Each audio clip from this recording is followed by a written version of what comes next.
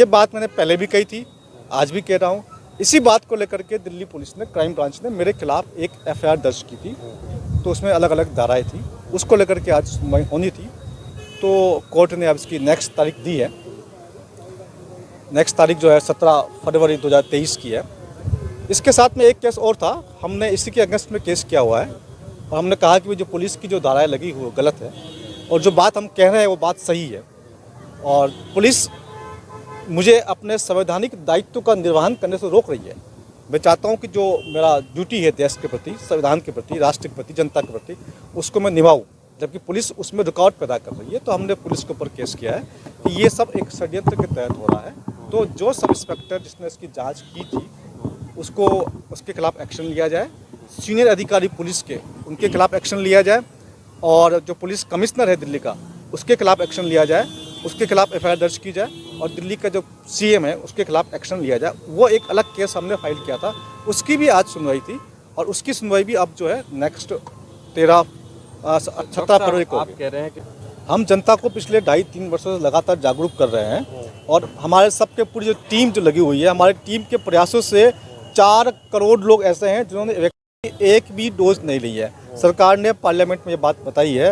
हमारी टीम ने जो लोगों को जगाया है उससे 4 करोड़ लोग जागे हैं, उन्होंने एक भी डोज नहीं ली है। और 16 करोड़ लोग ऐसे हैं जिन्होंने केवल एक डोज ली है, उनको एक डोज के बाद सत्य का मालूम चला है। तो देश में धीरे धीरे लोग जागरूक हो रहे हैं। सरकार चाह रही है बूस्टर लो, लेकिन लोग बूस्टर अब नहीं ले रहे हैं, है ना। तो ये कहीं ना कहीं जो हमारी टीम काम कर रही है उसकी मेहनत का नतीजा है। सर लेकिन जो सरकार होती है वो तो जनता के लिए, आप एक तरीके से सरकार पे ही उंगली उठा देते हैं अगर आप ऐसा कहते हैं। अगर सरकार जनता के लिए है तो एक बात बताइए, ब्रिटेन की रानी की मृत्यु हुई है ना, तो ब्रिटेन की रानी की मृत्यु होने से हमारे देश में किस बात के लिए आप झंडा झुकाएंगे, किस बात के लिए हमारे देश में आप राष्ट्रीय शोक घोषित करेंगे? ये कहने के लिए देश आज़ाद है। आज भी वो 54 देश जिसे कॉमनवेल्थ कहा जाता है ना। कॉमनवेल्थ का हिंदी में नाम क्या है? राष्ट्रमंडल। अच्छा, कॉमनवेल्थ का जो शब्द का मतलब क्या होता है? कॉमन, सामूहिक, वेल्थ मतलब संपत्ति, सामूहिक संपत्ति, इसका मतलब होता है सामूहिक संपत्ति। अब मान लीजिए आपके पास 100 करोड़ रुपया है और मान लीजिए मेरे पास 1 करोड़ रुपया है और मैं कहता हूँ आप सब आ जाओ हम सामूहिक संपत्ति कर देते हैं। यही गेम चल रहा है। ब्रिटेन ने यही गेम खेला है। खुद के पास कम संपत्ति थी, दुनिया के देशों के पास ज़्यादा संपत्ति थी, उनको मिला लीजिए हमारी कॉमनवेल्थ है। और हिंदुस्तान में लोगों को बेवकूफ़ बनाया गया कि कॉमनवेल्थ का जो हिंदी है वो राष्ट्रमंडल है। वो राष्ट्रमंडल नहीं है, वो सामूहिक संपत्ति ही है। और ये देश को लूटने का काम अभी भी जारी है। देश अभी भी गुलाम है। जो पश्चिम के देश तय करते हैं वही हमारे देश को नियम कानून लागू करने पड़ते हैं। हमारी सरकारें उनका एजेंट बनकर काम करती है। आरोप कैसे लगा सकते हैं? देश में, केंद्र में एक सशक्त सरकार बैठी है, आप कह रहे हैं कि देश अब भी गुलाम है। मोदी जी पर भरोसा नहीं है? सशक्त सरकार बैठी हुई तो देश का झंडा क्यों झुका हुआ है? ब्रिटेन की रानी की मृत्यु पर भारत के अंदर शोक क्यों मना रहे हैं लोग? किस बात का शोक मनाया जा रहा है? वो हमारी दुश्मन थी, देश की दुश्मन थी। देश की दुश्मन में मृत्यु होती तो खुशी होती है, गम मनाया जाता है। ये इस बात का सबूत है कि वो जो कहते हैं वही हमें करना पड़ता है। ये मजबूरी है। आप देखिए कि पूरे कोरोना काल के अंदर जो प्रधानमंत्री जी बिल गेट्स से बात करते थे, हमने प्रधानमंत्री जी को 50 मेल किया, हमारे मेल का तो जवाब नहीं मिला, लेकिन बिल गेट्स से चर्चा कर रहे हैं। बिल गेट्स तो डॉक्टर तो भी तो नहीं है ना। अगर डॉक्टर होते तो बात समझते कि एक डॉक्टर से चर्चा हो रही है, तो एक कंप्यूटर इंजीनियर से बात कर रहे कि कोरोना को कैसे रोका जाए। तो ये आप समझ सकते हैं कि किस प्रकार से देश का मुखिया, है ना, जब देश का मुखिया ही जब विदेशी ताकतों से मिल जाए तो फिर तंत्र सारा कुछ कर नहीं पाता है। तो आप आरोप लगा रहे हैं कि मोदी जी विदेशी ताकतों से मिले हैं? मोदी जी विदेशी ताकतों से मिले नहीं, विदेशी ताकतों द्वारा स्थापित किया गया व्यक्ति है। ये एक एजेंट के तौर पर काम कर रहा है और निश्चित तौर से इसके तथ्य और प्रमाण मौजूद है। क्या लगता है देश अभी सुरक्षित हाथों में नहीं है? जैसे अभी मैंने आपकी चर्चा सुनी कि जिक्र किया जा रहा था कि देश द्वारा गुलाम बन सकता है, तो ये बात सही है? देश तो ऑलमोस्ट गुलाम बन चुका है। इसमें थोड़ी बहुत जो कमी होगी बात अलग है। बाकी पूरी तरह से दुनिया के जो तंत्र है, जिसे न्यू वर्ल्ड ऑर्डर कहते हैं, तो कुछ विश्व के ताकतें हैं, उनके हाथों में देश को गिरवी रखा जा चुका है। आज जो फैसला करना होता है वो करता है। आप देखिए देश पे कितना कर्जा हो चुका है। अभी आप बोलेंगे जी मोदी जी जो है बड़ा अच्छा काम कर रहे हैं। पिछले 8 वर्षों में जितना कर्जा देश में लिया गया उतना 60 वर्षों में नहीं लिया गया। उससे अधिक कर्जा तो मोदी साहब ने 8 वर्षों में ले लिया। तो जो कर्जा जो होता है वो क्या होता है? वो एक गुलामी की तो है। जो कर्जा देगा वो कुछ न कुछ शर्तें रखेगा, और वो शर्तें क्या सार्वजनिक तो होती नहीं है। वो शर्तें यही होती है कि भैया हम बोलेंगे जी आपके यहाँ पर महामारी है तो आपको मानना पड़ेगा, आपको जनता को बताना पड़ेगा जी महामारी है। जब 1947 से बाद आज़ाद हुआ तो $1, $1 पाउंड, $1 बराबर था। तो तो आज अगर विकास हुआ है तो $1, £1 बराबर क्यों नहीं है? बराबर होना चाहिए ना, विकास हुआ है तो। हम 80 गुना, $1 80 का हो गया ना, 80 गुना, 80 टाइम्स नीचे गए हैं। मतलब जब देश आज़ाद हुआ तब देश पे कर्जा बिल्कुल शून्य था। तो इसका जिम्मेदार कौन है? इसका जिम्मेदार तमाम जो सरकार अब तक आई है, कोई एक बात नहीं है, तमाम सरकारें हैं जो अब तक की जो सिद्धि सरकार आई, इसके लिए जिम्मेदार ये तंत्र जो पूरा बनाया गया है। कौन ये सा तंत्र सही है और इसका समाधान क्या है?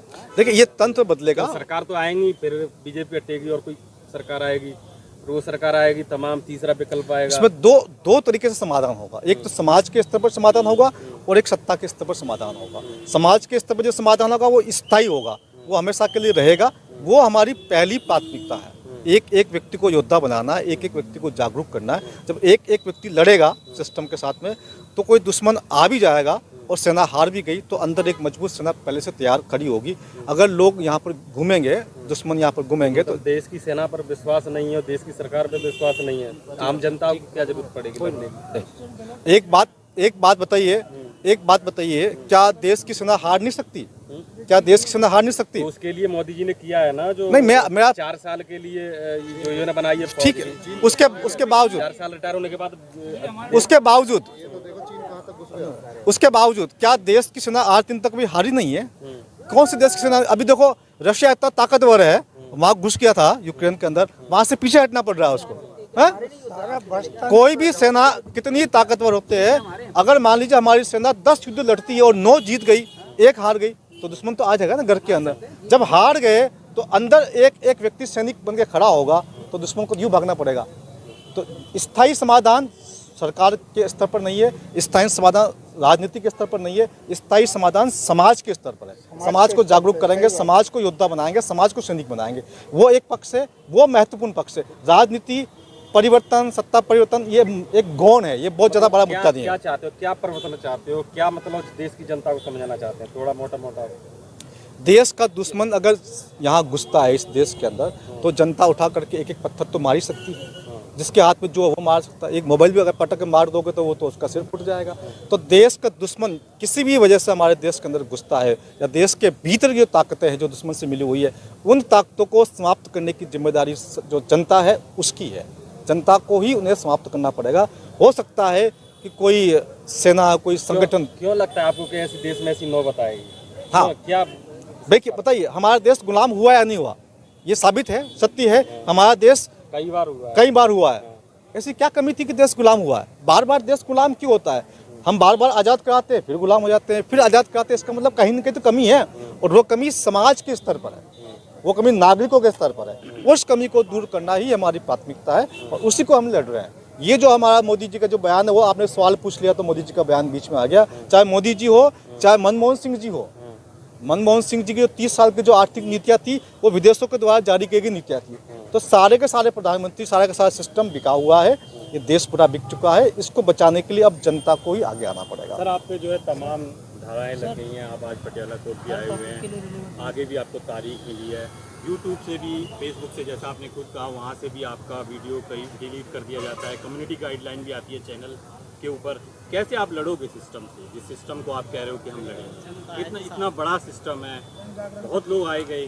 देखिए, सिस्टम हिंदुस्तान का तो खराब हुआ ही है, इसके साथ साथ दुनिया का भी सिस्टम खराब हुआ है। जिस अमेरिका की हम बात करते हैं, वो अमेरिका भी कर्जे के अंदर है। हिंदुस्तान के अंदर हम कहते हैं ना भाई $80,000 प्रत्येक व्यक्ति के ऊपर कर्जा है, तो अमेरिका के अंदर $80,000 प्रत्येक व्यक्ति का कर्जा है। दुनिया का सबसे ज़्यादा कर्जदार देश अमेरिका है ना। तो दुनिया के बहुत सारे देश, अब ये सवाल ये उठता है कि अमेरिका भी कर्जदार है तो कर्ज देता कौन है? कोई ना कोई तो कर्ज देता होगा ना। वो जो कर्ज देने की जो संस्था है, वो इस पूरे विश्व को गुलाम बनाना चाहती है, और पूरे विश्व की जनता को अब ये बात मालूम चल चुकी है। चाहे वो अमेरिका हो, चाहे यूरोप हो, चाहे चीन हो, सब के सब चाहते हैं कि पूरे वैश्विक स्तर पर एक परिवर्तन हो। अब जो परिवर्तन होगा पूरे वैश्विक स्तर पर होगा। पूरे विश्व के लोग जागरूक हो चुके हैं, और जब लोग एक साथ जागरूक हो जाते हैं तो एक तरफ 800 लोग हैं और एक तरफ 800 करोड़ लोग हैं। तो 800 जीतेंगे या 800 करोड़ जीतेंगे? जीत हमारी होगी, हम ही जीतेंगे।